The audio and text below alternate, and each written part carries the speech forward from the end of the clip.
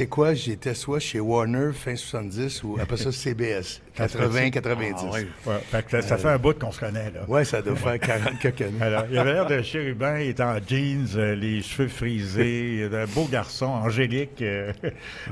Il y a quelques photos qui circulent présentement. Oui. Tu sais, j'ai Ah oui, fait oui. une couple de photos que j'ai mis ici et là, puis le monde dit, c'est qui le gars, là? C'est moi. Le petit Saint-Jean-Baptiste. C'est sûr que c'est pas moi. C'est pas moi.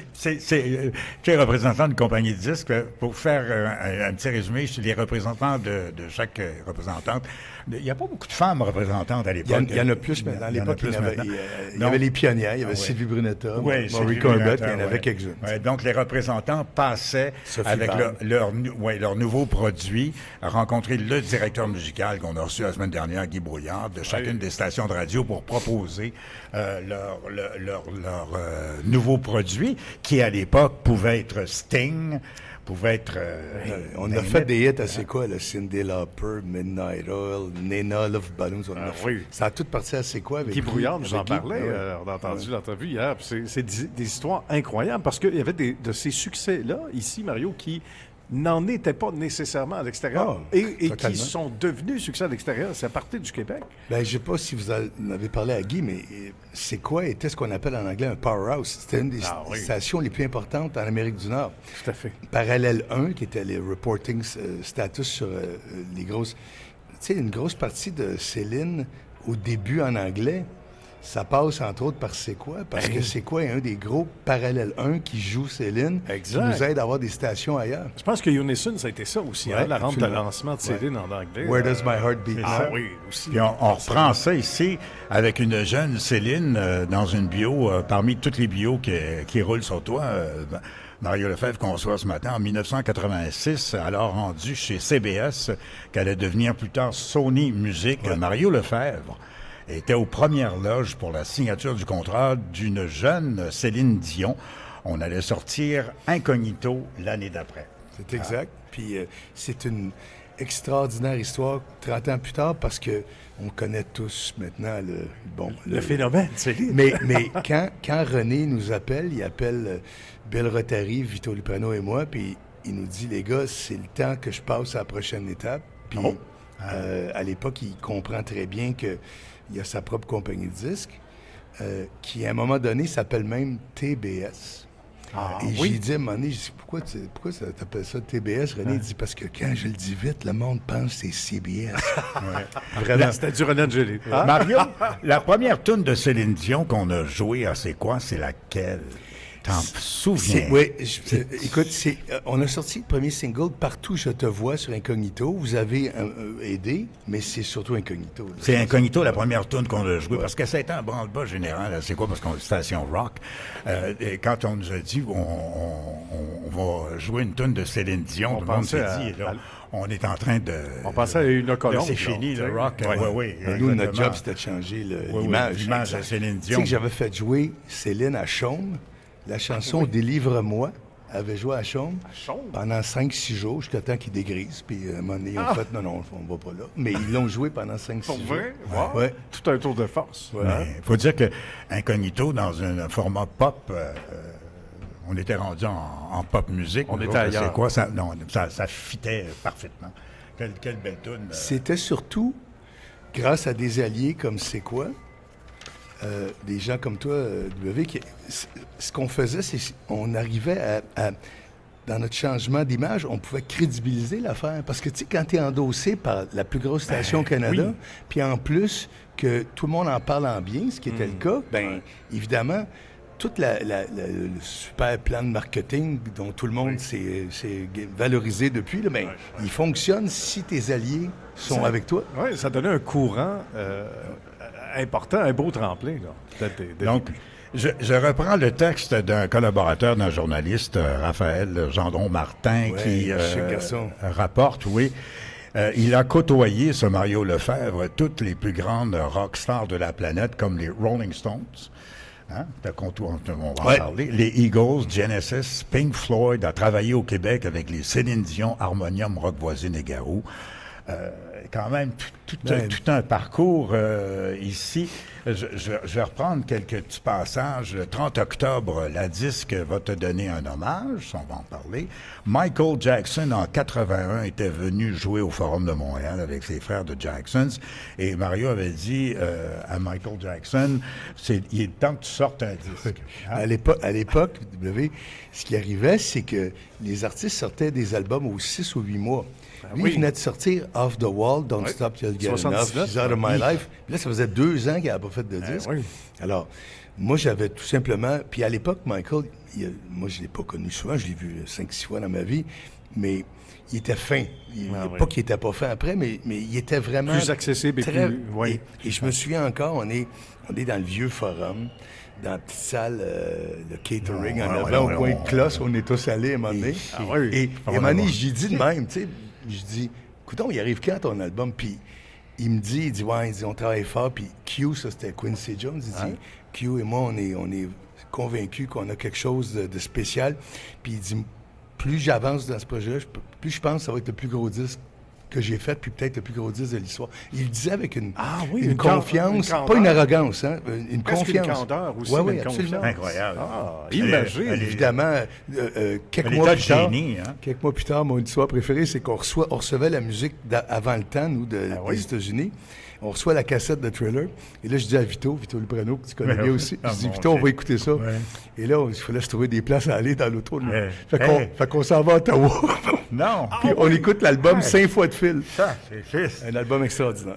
Tout à fait. Qui a marqué vraiment. Qui a marqué, en fait, le plus gros album au monde. Oui, plus gros. Puis à ce jour encore, il y en a qui disent que Eagles Greatest Hits est égal. Je ne sais pas. C'est dur à comptabiliser. Donc, ce disque de Michael Jackson, qui a travaillé là-dessus? Qui l'a conçu? La conception vient de... Qu'est-ce que Michael a fait Michael, lui-même? Il avait déjà travaillé avec Quincy Jones sur l'album précédent. Oui. Et l'album précédent avait marché tellement fort que les attentes étaient énormes. Alors, évidemment, tu sais, on se ramène en début des années 80. Là, c'est un peu le début de ce qui va devenir les années d'or. Tout va devenir... On vient de sortir de Saturday Night Fever, Grease, le disco tire à sa fin, puis dance music embarque, tranquillement. Puis t'es confronté à l'époque avec le New Wave, toutes ces musiques-là qui arrivent. Puis Jackson arrive, lui, à ce moment-là, avec des attentes et j'ai envie de dire... les Anglais appellent ça des expectations, le vrai bon mot. Absolument, Et le premier single qui sort, il sort un peu avant l'album, c'est The Girl Is Mine avec Paul McCartney. Puis ça marche bien, mais il n'y a pas... Personne n'est... C'est Better of the Road. Personne n'est en feu. C'était le premier single. Ah oui, The Girl Is Mine. Et je me souviens que... le buzz général qu'on avait, c'était c'est le fun, c'est correct, mais il me semble que c'est pas bon comme Don't Stop, il y a une offre. On s'attendait à plus. Et moi, je savais que l'album qui s'en venait, il était vraiment costaud. Puis évidemment, c'est pas nous autres au Canada qui décidaient l'ordre des singles.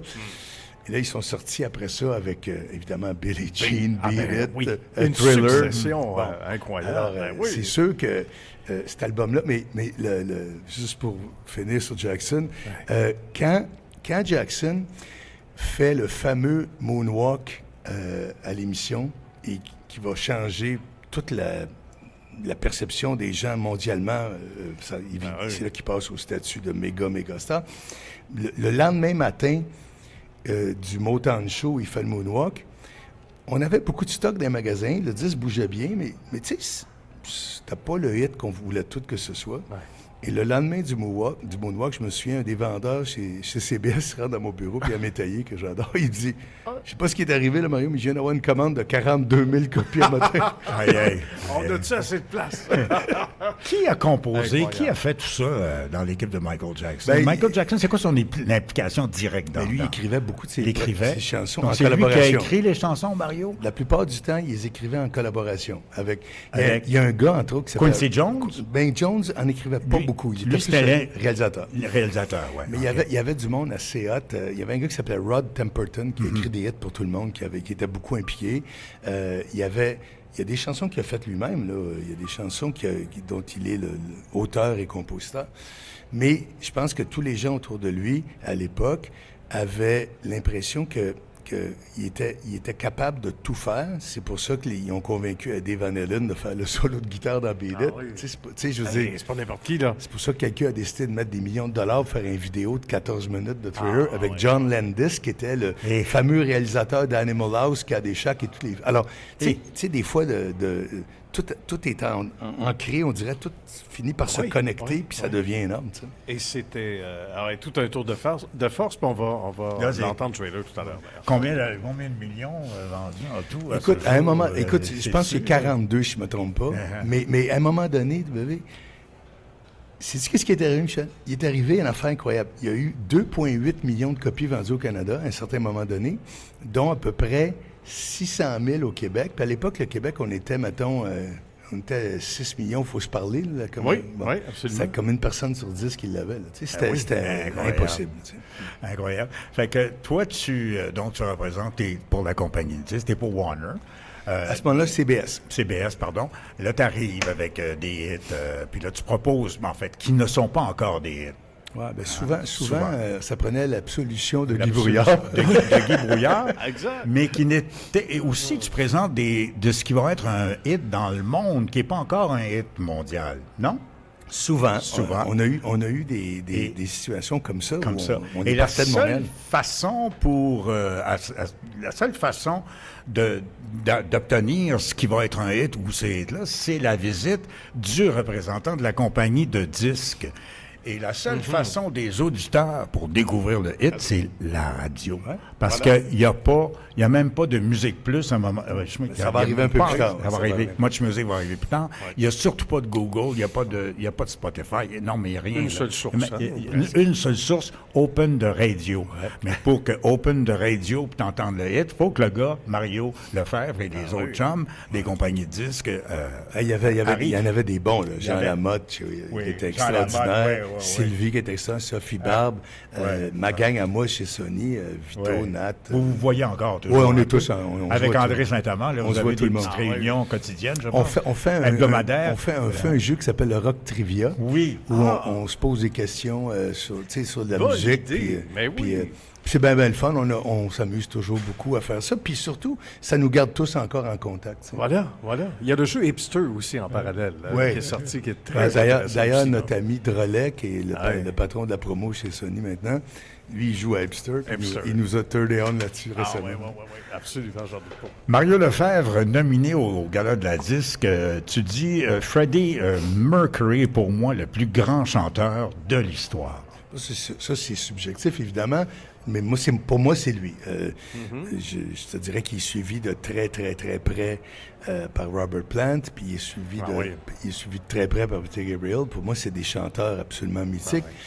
Mais Freddie, il n'y a personne qui a jamais sonné comme Freddie, puis il n'y a personne qui, depuis, a sonné comme Freddie. Il y en a une gang qui a essayé, là, puis ils le font des fois assez bien. Puis tu le voyais en répétition, même pas réchauffé, tu dis il était bon. Il arrivait au soundcheck. Dans la tournée de jazz, par exemple, il répétait chaque jour en après-midi la chanson Mustapha. Qui est un chant hébraïque, et même pas réchauffé, juste arrivé de même, puis beau. Moi, je te jure, là, j'étais assis dans la salle des fois, puis je l'écoutais chanter, puis je me disais, mais voyons, t'es un peu, là, il est 3 heures de l'après-midi. Non, ça se peut pas, là. Mais c'était une machine incroyable. Et c'est probablement aussi, tu sais, les Américains ils appellent vocal stylist, c'est-à-dire une façon de chanter qui est unique. Ah oui, comme un instrument. Personne chante comme ça. Exact. Oui, comme un instrument unique. C'est vrai. Ouais. Moi, j'ai vu le film. J'étais pas si tant amateur de Queen que ça, après avoir vu le film. Queen. Tu l'as aimé, le film? Moi, j'ai adoré le film, mais le film.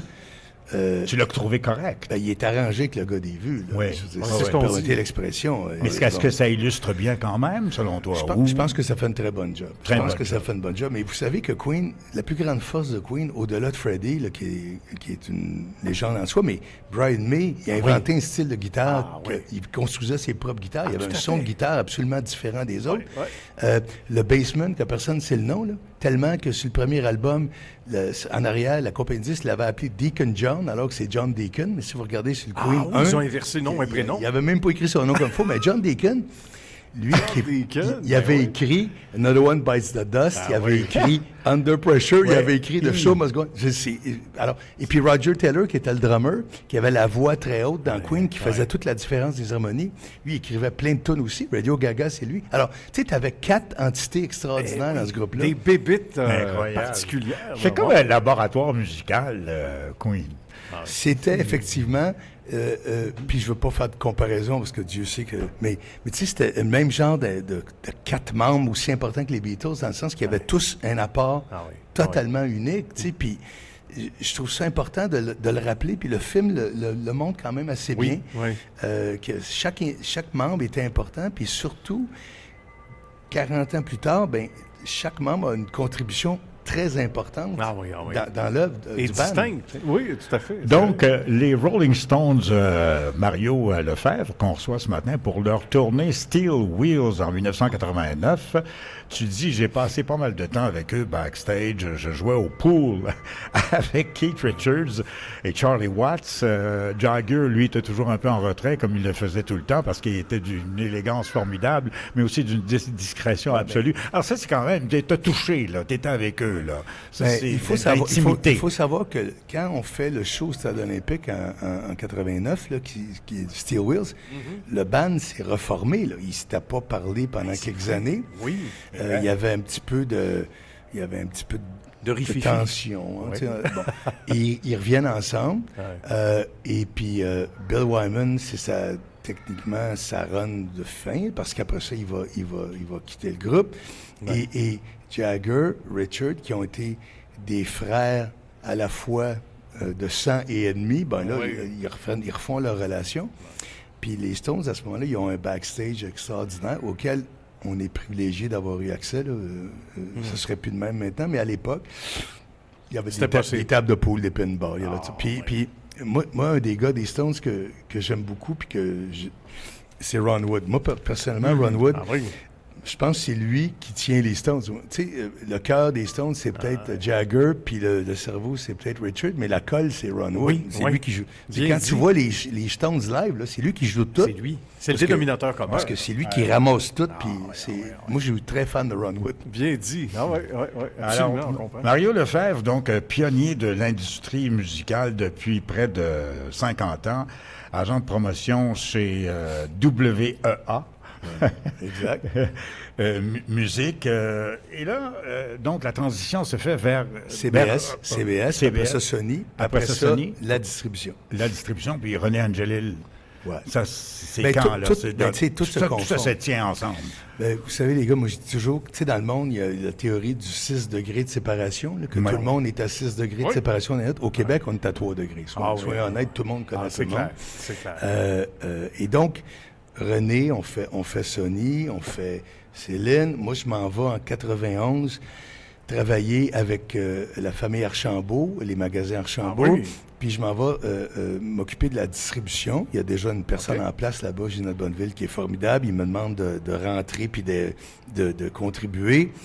On tombe dans les années d'or de l'industrie, là. C'est 91, 2000, c'est les années d'or. C'est le disque. Je racontais hier que on vend des 300-400 000 de Kevin par an, 500 000 Notre-Dame de Paris, 270 000 Bruno Pelletier dans le temps de dire. À un moment donné, on vend Beau Dommage, à un moment donné, on sort un album de réunion, là, Échappée belle. Oui. On en vend 206 000 en 4 semaines avant Noël. Ah, c'est incroyable. Alors, c'est les années d'or. Et moi, je suis chanceux. À ce moment-là, je travaille pour Select, qui est le plus gros distributeur indépendant au Canada, mais aussi un des plus gros dans le monde en termes d'indépendants. Alors, tout mon réseau de contacts local vient utile et vice-versa. Je me fais plein de nouveaux amis. Et à un moment donné, en 2000, Angélil, avec qui je suis toujours en contact, puis avec lequel je parle régulièrement, mais pas toujours de musique. Des fois, je l'appelle, OK, on gage-tu ces Cowboys de Dallas? Parce qu'on est des fans de sport. C'est bien. Moi, j'adorais, parce que René avait une formidable compréhension du sport. Il savait, il disait, c'est-tu les Nets ou les Raptors? Il savait tout. Les jeux de coulisses, à savoir, le gars, il est blessé. Attention. Lui, ils vont dire demain qu'il est blessé. Il est blessé. Vous gagez au téléphone. Moi, je gageais pas beaucoup, mais moi, j'aimais prendre des des friendly bets. Là, tu sais. Comme là, mon argent, c'est Dodgers, là, évidemment. Ah, mais regarde, on va en parler pendant alors, René m'appelle en 2000 à un moment donné, puis il me dit, il est temps que tu reviennes à la maison. Et là, à ce moment-là, on va s'occuper de Garou. Moi, j'ai déjà travaillé avec Garou beaucoup à cause de Notre-Dame de Paris. Ben oui. Qui est chez Select. On vient d'en vendre 500-600 000 avec mon ami Paul Dupont-Hébert, qui est le producteur. Ouais. Et là, on décide de mettre en place tout ce qui va peut-être arriver ou pas pour Garou, mais évidemment, c'est arrivé assez rapidement et assez bien. Ouais. Je m'occupe de Garou. Après ça, on rentre plein d'autres clients dans la compagnie. Puis, en l'espace de 7-8 ans, on a le chanteur numéro 1 dans la francophonie Garou, la chanteuse numéro 1 dans le monde, Céline Dion. Céline, ça va bien. Puis, on a, quelques années plus tard, l'imitatrice numéro 1 dans le monde, qui est Véronique Dicker. Imagine-toi, tout ça en même temps. C'était l'apogée, là. Ouais. Hein? C'est le fun. C'est l'époque complètement. C'est le fun d'être à la bonne place. Et donc, et là, tout ça, as-tu été proche du décès de René Angélil, de quelque façon que ce soit? Écoute, j'étais en contact avec lui puis l'équipe. C'est un des moments les plus tristes de ma vie. Là. Je veux dire, j'ai perdu un mentor, un ami, mais aussi quelqu'un avec lequel j'avais énormément d'affinités. C'est sûr que... C'est une partie de soi qui part. Hein? Et Céline Dion a été beaucoup plus affectée qu'on ne le croit. Elle a été très affectée. Comment veux-tu qu'elle ne soit pas? T'sais? Non, mais elle a été formidablement affectée. Écoute, elle a été d'une élégance extraordinaire dans tout ce qui est arrivé. Je veux dire, moi, elle était très amoureuse de lui. Et lui, beaucoup d'admiration entre les deux. Ouais. Ben c'est un power couple, puis on regarde 30 ans, 40 ans plus tard, on regarde tout ce qui est arrivé, ben on comprend qu'un était complémentaire à l'autre et c'est l'équipe. Puis moi, tu sais, les gens me disent tout le temps, il n'y aura jamais un autre René Angélil? Oui, mais il n'y a probablement jamais un autre Céline Dion. Voilà. Mais c'est la fusion des deux, c'est incroyable. Hein? Complicité. C'est comme un éclair. Moi, je le dis souvent, les gars, lightning. Je dis souvent que en 50 ans, j'en ai vu du monde travailler, puis il y en a des bons. Là. Voisine, ça se lève de bonne heure le matin pour travailler. Là. C'est des forts. Là. Oui, mais en fait, j'ai jamais vu quelqu'un travailler aussi fort que Céline. C'est pas compliqué. J'ai jamais vu quelqu'un être aussi dédié à son métier. Et je pense que quand on regarde ça avec le 25-30 ans de recul, ben une grosse raison, au-delà du talent, qui est indéniable, c'est tout le travail qui a été fait par cette formidable duo-là. As-tu l'impression que ça ne s'est pas dit beaucoup jusqu'ici, ce que tu évoques là? Écoute, je pense que c'est dit par ceux... Je vais être prudent, mais par ceux qui connaissent ça, je pense que c'est dit. Tu comprends? Pour monsieur, madame, tout le monde, ben, les autres, ils voient le résultat. On a l'impression qu'on ne l'entend pas suffisamment, ce que tu viens de mentionner. Qui est tellement élogieux, qui me semble tellement juste. Mais tu sais, il y en a quelques-uns, des couples comme ça dans l'histoire qui ont été, j'ai envie d'appeler ça, soudés. Tu sais, les gens, par exemple, comme... Mettons, Barbra Streisand, elle a le même gérant depuis 49 ans, Marty Ehrlichman, qui est un monsieur formidable. Elle ne vit pas avec. Là, mais quand même. Mais il y a une loyauté. Oui, tu sais, c'est des équipes. Moi, je suis toujours admiratif de ça. Tout à fait, absolument. Et tellement complémentaire aussi, parce que autant René avait besoin de Céline n'aurait pas eu la carrière qu'elle a eue sans René, forcément. Céline, je pense qu'elle a... je ne veux pas parler pour elle, mais je pense qu'elle est la première à reconnaître que c'était vraiment l'homme de la situation. Et qu'est-ce qu'on aurait comme voix équivalente au Québec? Tu veux dire en termes de gérant? Non, de voix. Écoute, il y en a des bonnes chanteuses au Québec. Évidemment, Ginette.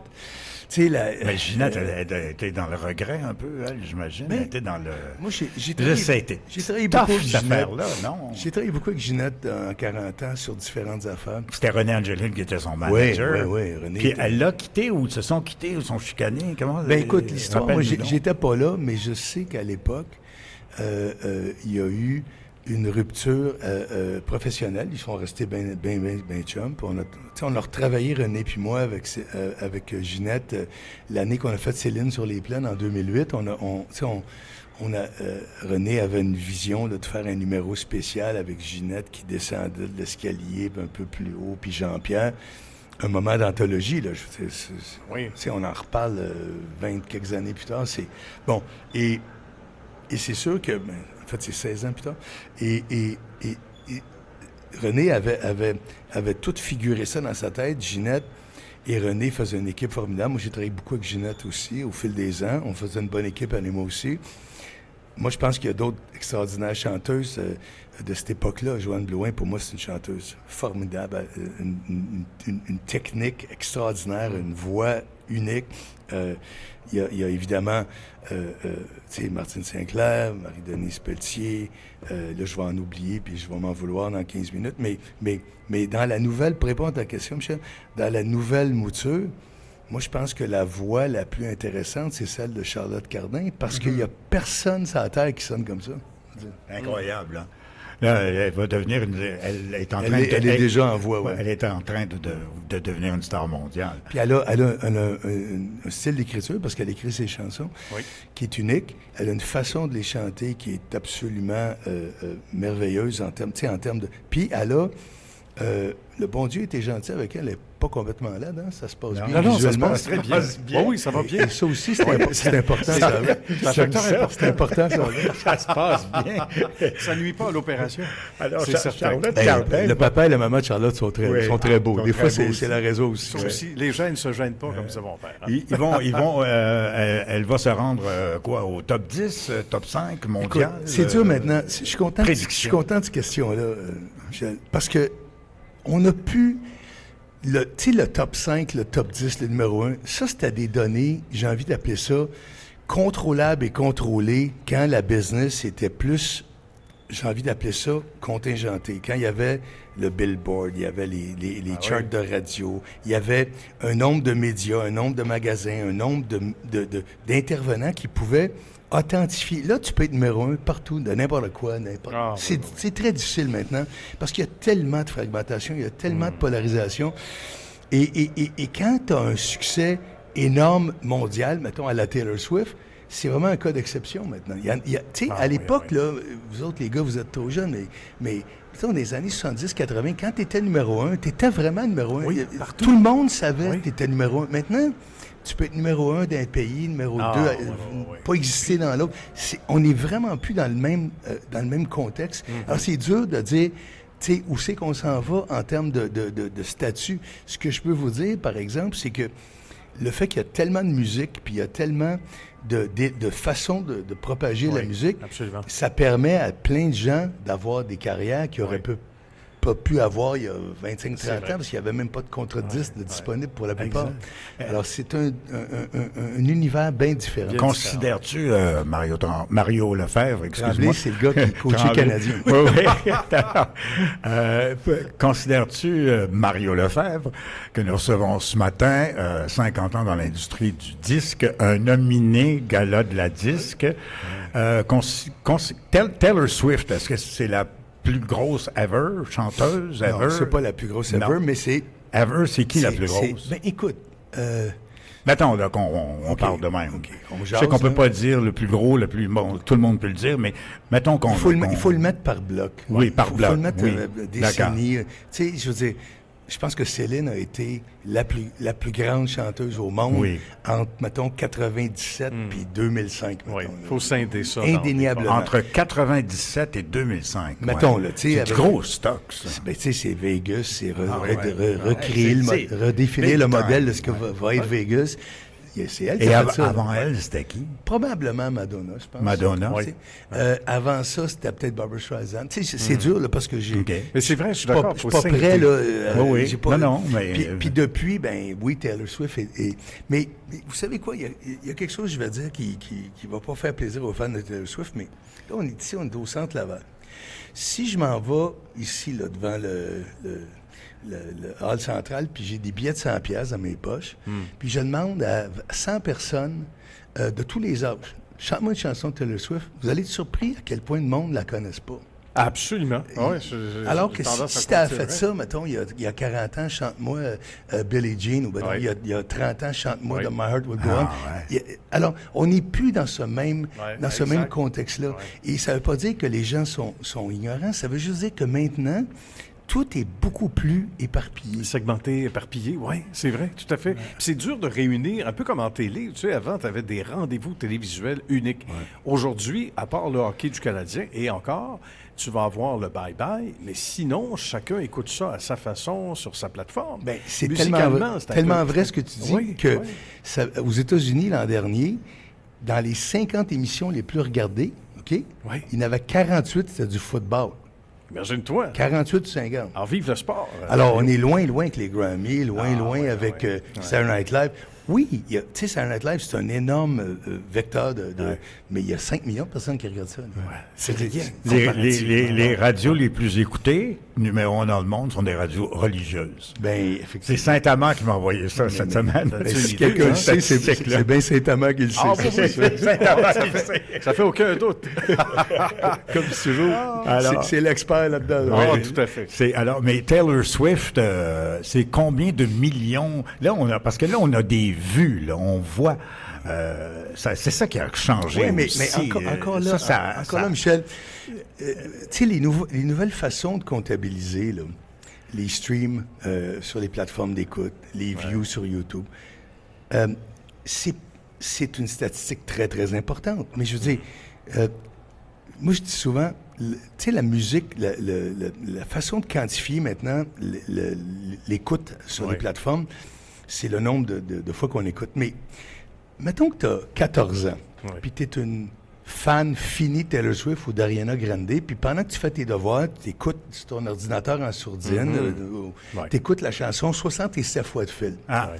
Bon, bien là, ça compte pour 67 fois que quelqu'un a écouté la chanson. Mais dans les faits, qui c'est qui a le temps, mettons, quand tu as 25 ans, une job, qui c'est qui a D'écouter le temps en d'écouter boucle? 67 fois Ben une non. tonne de Drake? Alors, la dynamique est très différente. C'est pour ça que les artistes rock, plus vieux, les artistes plus pop, comme Céline, ou... les gens qui écoutent Céline, souvent, ils écoutent l'album au complet. Ils n'écoutent pas 64 fois de Ben fil, non, Imperfection. ben non, tout à fait. Alors, Exact. ça, c'est important. Même chose avec YouTube et avec toutes les views. Il y a du monde qui peuvent regarder 50 fois la même affaire parce qu'ils le montent à leurs amis, puis là, ils s'appellent « Hey, check ça », puis ils le regardent. Bon, Ah oui, absolument. c'est tout correct en passant. Mais c'est très factuellement difficile de... Oui, disproportionné. oui, C'est- par rapport alors, à la c'est- réalité, c'est t'as pour raison. ça- C'est pour ça que je pense que les nouvelles méthodes sont peut-être pas aussi précises qu'à l'époque. Oui, exact. Où il fallait que tu achètes l'album. Tu sais. Oui, tu en avais toujours qui copiaient des cassettes, etc. Puis aujourd'hui, bon, on peut transposer ça. Je pense que c'est probablement, puis j'aimerais ça t'entendre là-dessus, Mario Lefebvre, notre invité, c'est encore plus présent, c'est-à-dire le fait d'écouter certaines pièces d'artistes qu'on aime sans être comptabilisés, sans être dans les statistiques, puis d'avoir ces pièces-là gratuitement. Là. Mais C'est courant. Moi, je disais souvent, il y a une vingtaine d'années, quand j'étais professeur de management à l'École musique technique, je disais souvent aux élèves, on assistait à ce qui allait devenir l'écoute en ligne. Puis je disais, vous savez, on a créé une situation absolument irréversible. J'ai dit, maintenant, la musique est disponible partout, puis elle est gratuite. Mais j'ai dit, c'est un peu le même principe que si je te dis, Michel, ton robinet dans ta cuisine, là, si tu l'ouvres à droite, c'est de l'eau froide. Si tu l'ouvres à gauche, c'est de la bière. Tu n'iras plus jamais au dépanneur. Tu comprends? C'est ça qu'on a fait. C'est tellement bon. Très ça bonne qu'on a fait. analogie. Ça m'a rappelé de celle-là. C'est ça qu'on a fait. moi C'est aussi. excellent. C'est vrai. Ouais, mais C'est ça pareil. c'est quand même wow.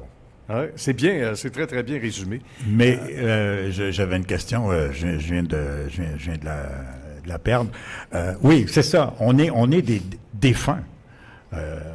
C'est-à-dire qu'on est des sinistrés. Mario, toi, Mario Lefebvre, Michel W. et Nicolas Deslauriers, de la musique. Parce que toi, tu te promenais avec un disque, tu dis, regardez, on a vendu 200 000 copies, 1 million de copies, 2 millions de copies. Puis moi, je poussais les hits à la radio. Puis la raison de nos popularités comme DJ animateur, c'est parce que on faisait découvrir le hit que tu étais venu porter à la station de radio et qu'on poussait en ondes. Alors, nous, on était vedette parce qu'on avait fait jouer la première fois Sting ou Paula Abdul. T'étais une grosse vedette. Oui, Ben, honnête, t'étais une grosse vedette. À cause de ta musique. Ouais, ben, je pense qu'il y avait d'autres choses. Je peux te nommer des gars qui jouaient ma musique puis ils n'étaient pas des vedettes. Mais je veux juste rappeler une chose. L'instant présent était peut-être plus évident à la radio à l'époque. Moi, je ne vis pas dans le passé, puis des fois, je suis nostalgique, puis en même temps, je suis pas nostalgique parce que j'adore embarquer dans tout ce qui se passe. Moi, quand j'ai commencé, il y avait du vinyle, des CD, puis des cassettes, puis des 8 tracks. Puis 50 ans plus tard, il y a des vinyles, puis de l'écoute en ligne. Toujours eu tout était full circle. Mais ça, c'est bien ce que tu dis, Mario Lefebvre. Aucune nostalgie, moi je suis pareil. C'est triste de voir dans mon temps où cette nostalgie. On regardait une nostalgie saine, peut-être. Comme je m'en souviens, puis j'ai un petit frisson, mais pas de pas de mélancolie. Pas de mélancolie. Ben, vous savez, il y a un truc sur lequel je suis nostalgique, puis ça, j'ai pas de trouble à le dire. On va laisser le train passer. Oui, c'est le train du Nord. Le train du Père Noël. C'est pas le train de José Lito. Non, c'est ça. Le train de José Lito. Puis là, le truc, c'est que c'est le train du Père Noël. Il n'y a pas de Père Noël. Non, ils l'ont déjà. Ils sont en train de le roder. Oui, ils préparent pour le Père Noël, la balade du Père Noël. La chose sur laquelle je suis très nostalgique, ou en tout cas très, j'ai envie de dire, triste que ça, c'est le modèle d'affaires qui fait en sorte que maintenant, les artistes sont pas bien rémunérés, que les auteurs-compositeurs le sont presque pas. Et ça me dérange. Parce que à l'époque, un auteur-compositeur faisait de l'argent avec ce qu'on appelait les droits d'exécution publique. Quand ça jouait à C'est quoi, il y avait de l'argent qui leur revenait. L'artiste était payé avec les ventes de disques. L'artiste était payé souvent avec ce qu'on appelait les droits auto. Maintenant, dans ce nouveau Far West qui existe, c'est tout correct, hein? Mais je veux dire, il n'y a pas beaucoup d'argent pour les auteurs-compositeurs, il n'y en a pas beaucoup pour les artistes, puis les gens me disent souvent, ouais, mais les artistes, ils font de l'argent avec les shows maintenant. Oui, certains artistes font de l'argent avec les shows, mais la plupart des artistes en font pas avec les shows parce que ça coûte plus cher que jamais monter des shows, ça coûte plus cher que jamais. Juste un band, mettons, québécois, là, qui part avec sa vanne, mettre du gaz dans la vanne, payer les chambres d'hôtel qui ont doublé depuis la pandémie. Les restaurants, c'est cher. Alors, c'est pas vrai que tout le monde fait de l'argent avec les shows. Ce qui est vrai, c'est que certains en font. Puis on a tendance, tu sais, moi je dis toujours, on se souvient toujours des cas d'exception, comme le pitcher au baseball qui a un bras, puis le petit cul de 7 ans qui joue Metallica au drum. C'est tout formidable, mais c'est pas la réalité. C'est pas la réalité. C'est l'exception. Ça a démocratisé, donc l'accès, tu l'évoquais tantôt, Mario, avec justesse, selon moi, c'est que ça a permis à tout le monde qui avait du talent, mais pas nécessairement les bonnes connexions, de se faire entendre. Mais il y a l'effet pervers, c'est comme tu le dis, le mot Far West, je pense qu'il est tout désigné, et ça fait en sorte aussi que l'industrie, même les compagnies de disques, il y en a qui sont tombées une après l'autre. Oui, il y en avait 8, puis il y en a 3 maintenant, des multinationales. Oui, tout à fait. Et alors, vous savez que, triste, hein? que la problématique, elle vient aussi de la surproduction. À chaque vendredi, sur les plateformes, les Spotify, Apple, Amazon de ce monde, ils sortent des dizaines de milliers de chansons, là. Oui, parce que le Québec, maintenant, on n'est pas dans un vase clos. Si tu veux, par exemple, toi, W, tu es un fan, mettons, de Elvis Costello. Tu n'es pas obligé d'aller te mettre en ligne pour acheter un disque. Non, pas du tout. Tu fais Elvis Costello sur ton moteur de recherche. C'est réglé. Le nouveau disque, il est dans ton ordinateur, dans le temps de le dire. Donc, il y a une surproduction. Et oui, tout le monde peut sortir, tout le monde peut se démarquer. Mais essaye de te démarquer d'un océan où il y a des millions et des millions de propositions à chaque mois. Ce que tu dis là, Mario, est très bien illustré. Je ne sais pas si tu l'as vu, le film Spotify sur Netflix. Hein? As-tu vu ça, ton Nicolas? Oui, absolument. Raconte-nous. Ça dit moi, je suis tombé dessus la semaine dernière. Et ça illustre vraiment toutes les musiques du monde. Mais tout comment c'est... Résume donc le film en 2 secondes pour inciter les auditeurs à le regarder et à comprendre. Il y a un livre qui était sorti il y a quelques années qui s'appelait Spotify Teardown, qui expliquait toutes les comment le système fonctionne avec les algorithmes et tout. Puis le film t'amène un peu plus loin, ça vaut vraiment la peine de le regarder.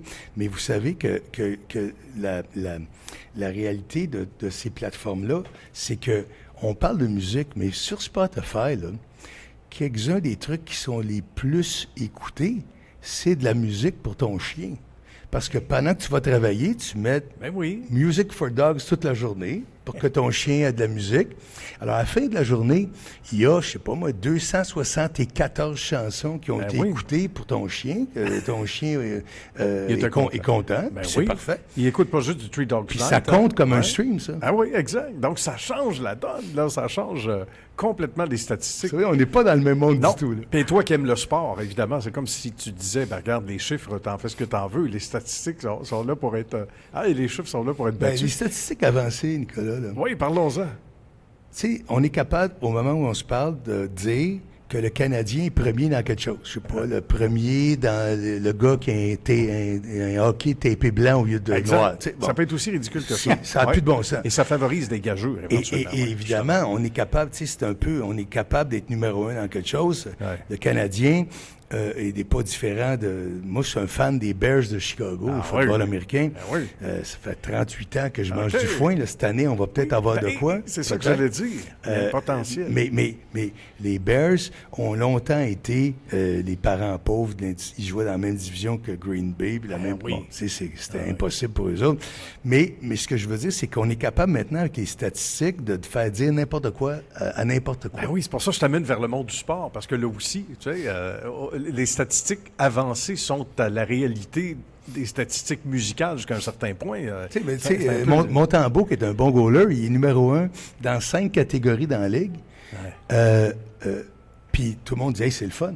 Mais Montembeault, qui est un maudit bon goaler en passant, il y a 48 shots par game. Ben oui, mais c'est ça. Je veux dire, c'est sûr qu'il va être numéro 1 dans des statistiques d'affaires. C'est pas normal qu'il y ait 48 shots par game. Tu comprends? Fait que c'est aussi, il faut toujours regarder le data puis l'analyser. Moi, j'ai beaucoup de plaisir à faire ça. Je suis un petit peu analytique dans la vie. Mais c'est bon. Et la mathématique, l'amour des chiffres, tu l'as en musique comme tu l'as en sport. Et ça, c'est un beau dénominateur. C'est un beau dénominateur commun. Je suis très content. Alors, Mario, Gala de la disque le 30 octobre. Donc, ça donne dans pas longtemps. Moi, c'est mercredi. Mercredi. Oui, ce mercredi. Okay. Un moment de fébrilité Pourquoi unique. On dit premier gala de la disque? C'est quoi ça, cette affaire? Depuis plusieurs années, la disque a le gala principal qui est le dimanche soir, où il y a des performances puis quelques prix, mais la plupart des trophées sont donnés le mercredi soir dans le cadre du premier gala, où il y a d'autres prestations. Ça nous fait 2 vitrines formidables. C'est le gala de l'industrie. C'est formidable parce que vous savez, la plus belle affaire qu'on peut créer, c'est d'aller rejoindre les gens. Puis il y a de moins en moins, comme tu disais, avec beaucoup de raisons, de façon de le faire. Ça, on a le support des télédiffuseurs, on a le support de tout le monde. Moi, je m'inscris là-dedans bien humblement.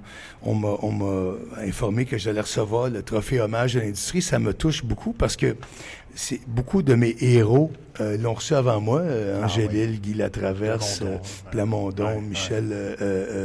pas Michel... Michel Gélina, oui, mais aussi... Bon, alors, beaucoup des gens que moi, quand j'ai commencé, étaient des idoles à moi.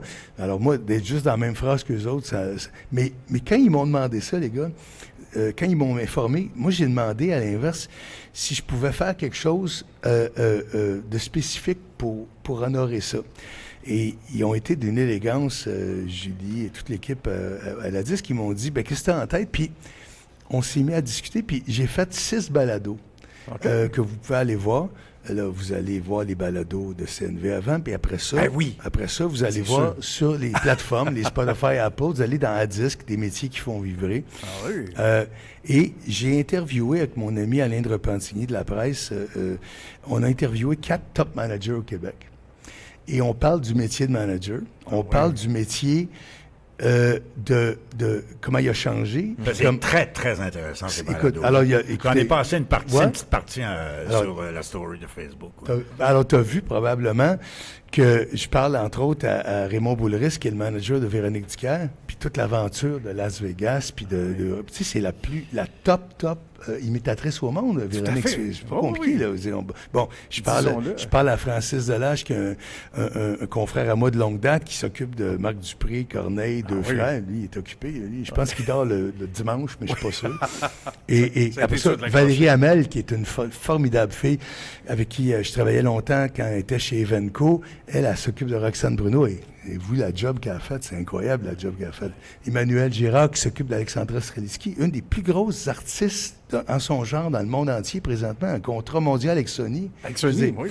Alors, j'ai parlé à ces 4 personnes-là avec Alain, et puis si vous avez le temps, allez voir ça, ça va vous donner une bonne idée de ce qu'on fait. Tout à fait. Mario- C'est un métier moins connu ou oui, méconnu. oui. Donc, Oui. belle Mario, initiative. est-ce que tu as des disques chez toi? Ouais. T'en as combien? Si ma femme écoute, là, je te promets, moi, les entreposer, mon amour. Écoute, j'en ai à peu près 5 000 chez nous, puis j'en ai un autre 3-4 000 à l'entrepôt. Je suis pas capable de m'en départir. Il faudrait, là, je le sais bien. Mais Du tu sais, vinyle, Mario? beaucoup de vinyle. Beaucoup de vinyle. Ah oui. Puis moi, je suis encore, évidemment, ça fait de moi un dinosaure, je suis correct avec ça. Je suis encore attaché au son d'un CD. Tu sais, ça sonne pas bien, les MP3. C'est correct, c'est tout le sûr. fun. Mais c'est compressé. C'est ça. Même forcément, les Mais en CD, même on l'a temps- vu. Là. En même temps, les gars, le monde écoute ça, c'est un téléphone C'est avec sûr. un speaker de 2 pouces. C'est Fait que clair. c'est sûr que c'est plus nécessaire d'avoir du hi-fi. Tu sais. Mais sans être audiophile, il y a quand même un bon retour, et même chez les jeunes, là, chaque artiste, on parlait de, que ce soit Katy Perry, Swift et compagnie, c'est un incontournable. Ils sortent le vinyle en une quantité un peu plus limitée, mais ils vont sortir un vinyle parce que tu as un support physique, puis vivement le vinyle. Mais c'est quand même une petite mode passagère. Ah, là, je ça. pense pas, moi. Non. Ben, J'ai l'impression que ça c'est va pas ça va passager, durer. W. C'est en fait, ce qui est le fun, c'est que c'est pas un produit en croissance absolue. Là. Ça ne double pas chaque année. Il y a une clientèle pour ça.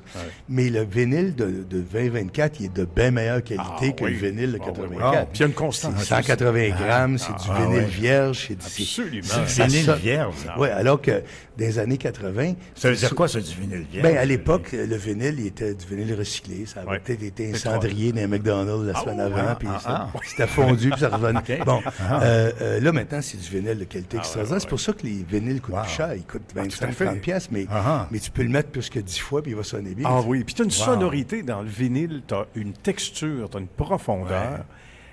Faites l'exercice, là, les gens qui veulent s'y adonner, là, où il y a des postes d'écoute, même chez Archambault et compagnie, vous allez réaliser, puis il faut se mettre vraiment un casque sur les oreilles pour réaliser toute la différence. Le même album, la même pièce musicale que vous chérissez, écoutez-la sur un vinyle de bonne qualité. Tu as C'est tellement toute la raison. différence Puis au tu sais, monde. Nicolas, que la plupart des grands albums ont été remasterisés. Oui.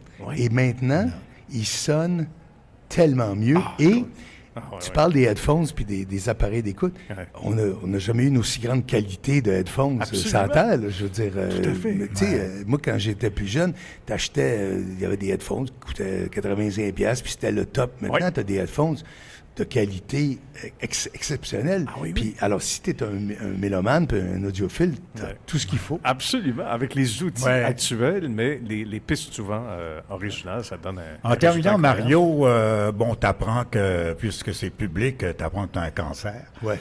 Un cancer des os, tu as appris ça il y a 2 ans. Il y a 2 ans. Quasiment jour pour jour. Puis tu as l'air en super forme, mais c'est Ouais. quand ça se déroule comment, ce cancer-là? Je peux me permettre parce que c'est public. Donc, puis en passant, j'aime pas. D'abord, introduire j'ai pas de problème à en parler. J'en parle pas pour faire pitié. Hein. J'en parle parce que je veux faire connaître cette maladie-là. Oui, c'est important. Ça s'appelle le myélome multiple. C'est le cancer de la moelle osseuse. Oui. C'est ton sang qui est infecté. Ta moelle osseuse sécrète des globules qui sont infectés, qui se promènent dans ton corps, qui fragilisent tes os et qui font que tu as des micro-fractures partout, des milliers, millions. Ça commence... Faut pas que tu tombes à terre. Là, moi, je peux pas tomber à terre. Puis, quand il y a de la glace, tu sors pas. tu sais, moi, je vis à Montréal, fait que la glace, il y en a partout, c'est trottoirs. Ah oui, à moins que je prenne mon vélo, puis je peux pas vraiment glisser en vélo non plus. Alors, Puis tu te promènes encore en vélo, malgré ça? T'as pas peur de tomber? Je suis prudent. Je fais un peu de vélo l'été, mais dans des endroits sécuritaires. très Donc, sécuritaires. tes os se fragilisent. Complètement. Et ça fait que tout le reste de de mon sang est toujours à chaque semaine contrôlé. Depuis 1 an, grâce à mes amis à l'hôpital général juif, le docteur Kedby, je le nomme parce que c'est un génie. Ouais. C'est le chef de tout le programme de myélome multiple, une des autorités mondiales. Et lui, l'an dernier, j'étais un peu à croiser des chemins. Je n'étais pas certain de pouvoir me rendre tant que ça. Ouais. Ils m'ont mis sur un programme, un test clinique avec Pfizer. Et là, je suis encore là pour en parler. Donc, moi, je vis ça au jour le jour. Je suis très content. Et vous allez peut-être tous savoir dans vos vies, les gars, là, quelqu'un qui l'a, le myélome multiple. Mon père, il y a 15 ans, est décédé de ça. Okay? Il y a une progression incroyable, dit-on, au niveau de la science. Parce que mon père, ça a pris 6 mois, là. C'était terminé. Ben, c'est ça. Moi, c'est ce qu'on me donnait à l'époque. Tu vois, moi, je suis probablement un des directs récipiendaires de ce qui se passe en termes de recherche. Wow. Mais juste pour finir là-dessus, je sais que ma femme, son papa, il y a 50 ans, il est mort de ça. 48 ans, ça s'appelait à l'époque le cancer des os. Il n'y avait pas encore un nom sexy. Il n'y avait pas un nom sexy comme le myélome multiple. Absolument. Il est mort de ça. Et à l'époque, la mère de ma femme, la femme de M. Vallée, s'était fait demander est-ce que vous seriez d'accord de donner son corps pour de la recherche. Puis elle avait dit ben oui, si ça peut aider quelqu'un. Qui c'est qui aurait pensé que 47 ans plus tard, elle aiderait son genre? Il n'y a pas de hasard. Alors, il n'y a pas de hasard. La recherche, c'est important, puis prenons tout ça au sérieux. Donc, on essaie de contrôler la qualité de ton sang. C'est un peu l'intervention. C'est ce qu'on fait présentement avec de la chimio puis des produits spéciaux. Je remercie, comme je dis... Donc, tu es un miraculé du monde. Écoute, je suis là jusqu'à temps que je dans suis une nouvelle science, là, quasiment, un nouvel avancement de science. Absolument. Et les experts disent, puis tu en parlais, ils sont en train de travailler sur des médicaments qui vont probablement faire la même chose qu'ils font pour le sida. Tu peux pas guérir du sida, mais tu peux vivre 20-25 ans. Exact. C'est des médicaments qui permettent de vivre. Toi, tu souhaites avoir. Moi, j'aimerais ça qu'ils le découvrent avant que je m'en aille. Oui, c'est pas ça. On travaille là-dessus. Tu sais, la semaine passée, j'ai appelé en haut puis j'ai dit à René, John Lennon, puis Freddie Mercury de pas m'attendre pour la game de cartes tout de suite. Puis que tu aimes toujours les Bears de Chicago. C'est leur année. Caleb, c'est leur... On est 2 fans des Bears à Montréal. Benjamin Faneuf, qui est le gérant de Louis-José Hood, puis moi. On va peut-être en avoir d'autres, mais on est deux pour le moment. C'est bon, les endurcis, les vrais. Mario Lefebvre, c'était un bonheur de te recevoir. Super sympathique, merci, Mario.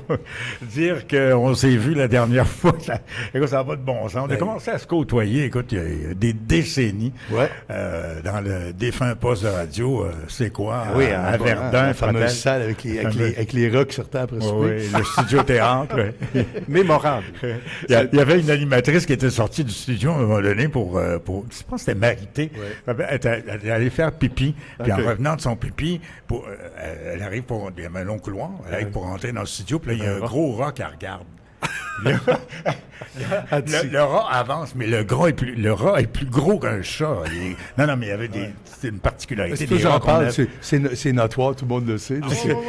Maintenant, c'est des condos. 211 Gordon, c'est des condos très beaux. Des condos, oui, tout à fait. Mais ils étaient gros, hein. Et il y avait trop fumé c'est la marijuana qu'ils avaient. C'est parce qu'il allait dans le bureau de direction, il n'avait de la marijuana. Oui. Mario Lefebvre, merci. Merci, les gars.